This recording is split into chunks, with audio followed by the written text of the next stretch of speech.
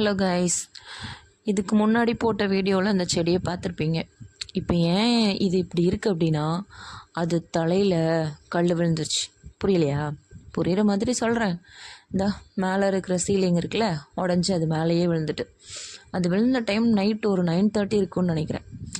அப்போ அங்கே தான் என் பையன் விளையாடிட்டு இருந்தான். அந்த கல் விழுந்து அவன் காலில் தெரிச்சு லைட்டாக ப்ளட் வந்துச்சு. கடவுள் புண்ணியத்தில் பெருசாக அடிப்படலைங்க. அப்புறம் அவனுக்கு காலில் மருந்து போட்டு விட்டேன்.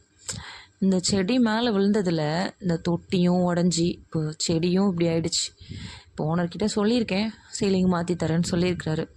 இப்போ நான் எதுக்கு இதை சொன்னேன் அப்படின்னா, இந்த செடி மாதிரி தாங்க சில பேரோட வாழ்க்கையும் இருக்குது. எப்படியாவது மேலே வந்துடணும்னு சொல்லி கஷ்டப்பட்டு உழைச்சி முன்னுக்கு வருவோம்.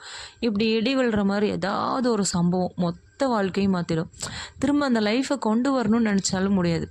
ஒருத்தன் நல்லா இருந்துட்டு அவனோட போதாத நேரம் கஷ்டப்பட்டுட்டா நம்மளை சுற்றி இருக்கிற சொந்தக்காரங்கள்லாம் ரொம்ப நல்லவங்களாக மாறிடுவாங்க. அப்போ அவங்க கொடுக்குற அட்வைஸ் இருக்குமே, அப்பா நீ எல்லாம் அட்வைஸ் பண்ணி நான் அதை கேட்கணுமாங்கிற மாதிரி இருக்கும்.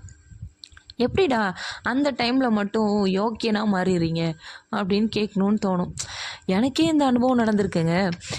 என்னதான் உயர பறந்தாலும் ஊர்க்குருவி பறந்தாக முடியாதுன்னு சொன்னாங்க. அந்த வார்த்தை இப்போவும் என் காதில் கேட்டுகிட்டே தான் இருக்குது. அவங்க யாருங்க நான் குருவியா பருந்தான் டிசைட் பண்ணுறதுக்கு? சொல்கிறவன் சொல்லிட்டு தான் இருப்பான், நம்ம தான் வாழணும் நம்ம லைஃப்பை. அடுத்தவன் சொல்லி ஒன்றும் ஆக போகிறதில்ல.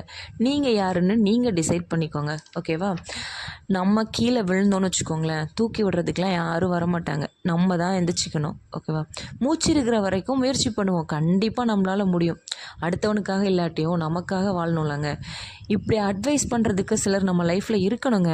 அப்போ தான் நம்ம பவர் என்னன்னு நமக்கே தெரியும்.